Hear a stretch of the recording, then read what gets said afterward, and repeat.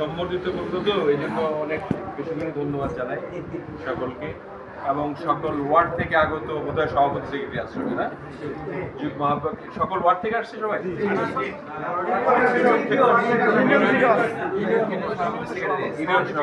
তাহলে তো অনেক বেশি হবে একজন করে আসছে সকল সভাপতি মাধ্যমে সকল স্বেচ্ছাসেবক দলের নেতা কর্মীদের জন্য আমার শুভেচ্ছা। এই ঈদ শুভেচ্ছা সকলেই পৌঁছে দিবেন সকল নেতা কর্মীকে। আমি ধন্যবাদ জানাই আমাদের থানা সভাপতি বাদল সেক্রেটারি না সেক্রেটারি সুজন সেক্রেটারি পৌর সেক্রেটারি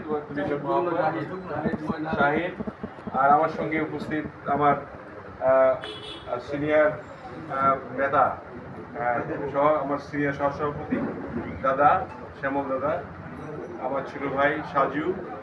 আমি আর বেশি নাম নিলাম না, সকলকে আমি আন্তরিক ধন্যবাদ জানাই আমাকে সম্পর্কিত করার জন্য।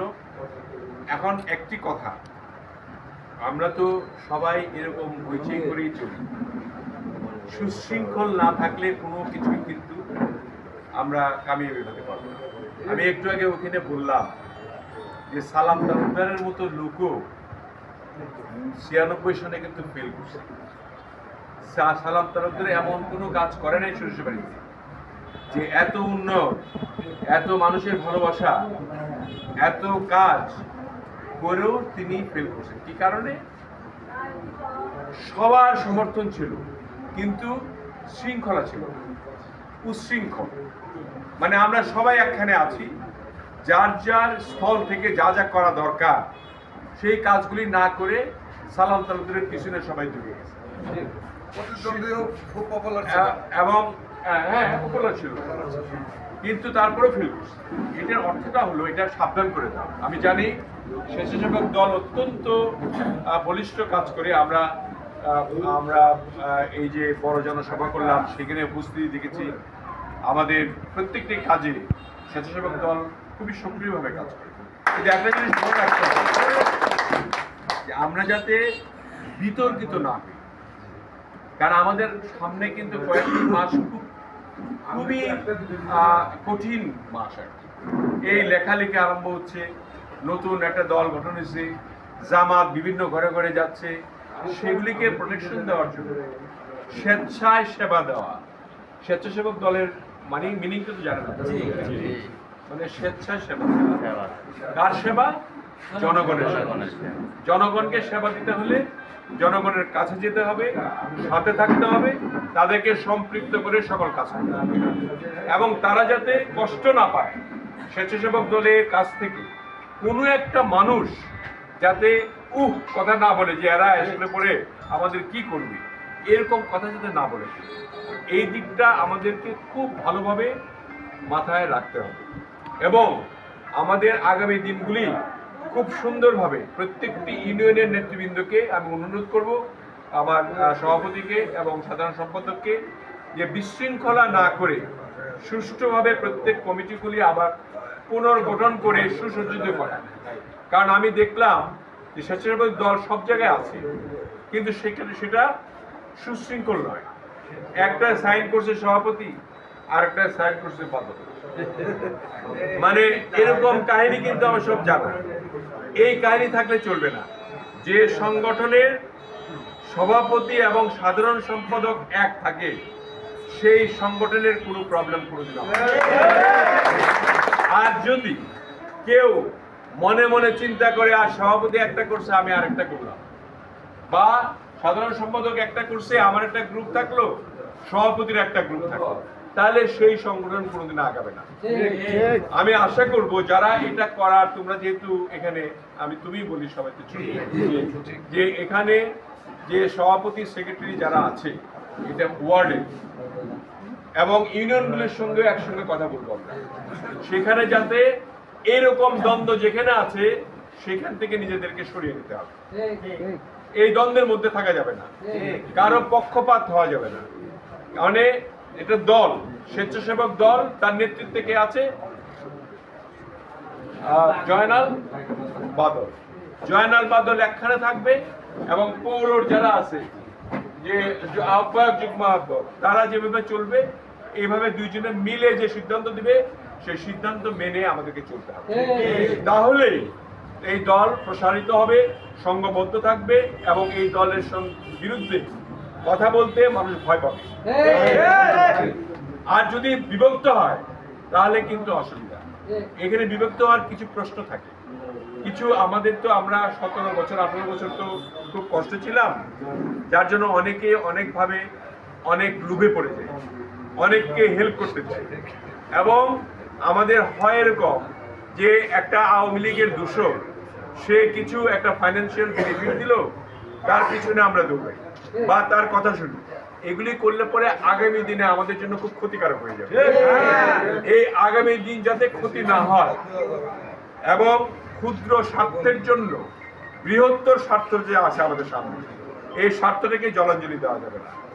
আমি খুবই আনন্দিত আজকে স্বেচ্ছাসেবক দলের পক্ষে যে আমাকে সম্বর্ধিত করা হলো, কিন্তু এই সম্বর্ধনার মানটা রাখতে হবে এইভাবে নিজেদেরকে মানুষের সঙ্গে সম্পৃক্ত করে এবং মানুষের সাথে ভালো ব্যবহার করে এবং প্রত্যেকটি জায়গায় যাতে স্বেচ্ছায় সেবাটা দেওয়া যায়, এই মনস্তাত্ত্বিক যে ব্যাপারটা এটা যাতে সবার মধ্যে থাকে।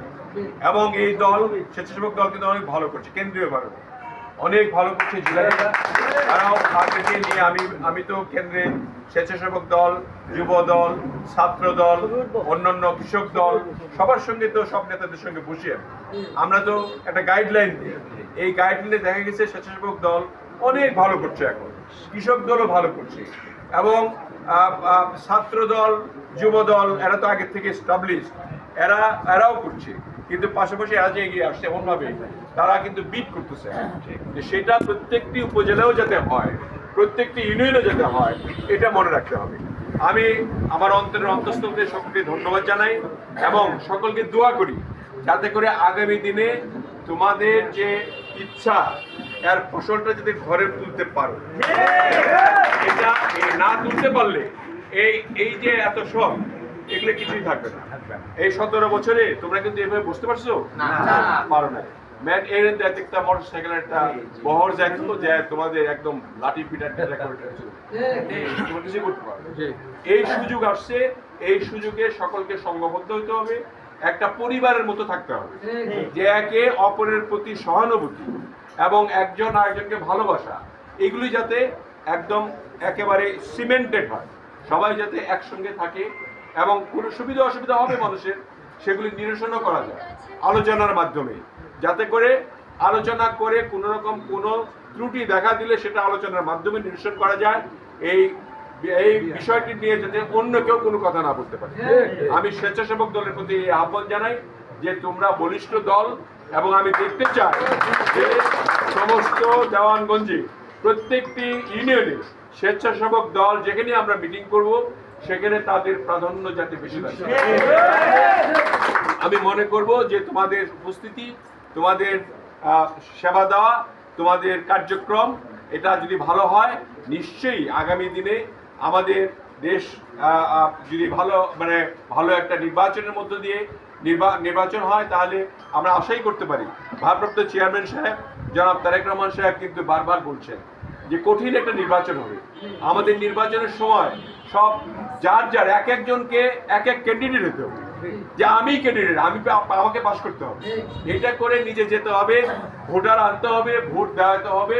এবং এবার কিন্তু আর এই 2টা ভোট 3টে ভোট দেওয়া যায় না, এরা সুষ্ঠু নিরপেক্ষ একটা নির্বাচন হবে, যার ভোট সেই দিতে পারবে।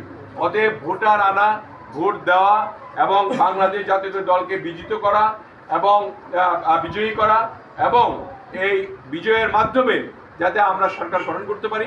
সরকার গঠন করলে এই যে ছোটখাটো অসুবিধা যেটা আছে সবার এগুলো সব মিটে যাবে ইনশাআল্লাহ।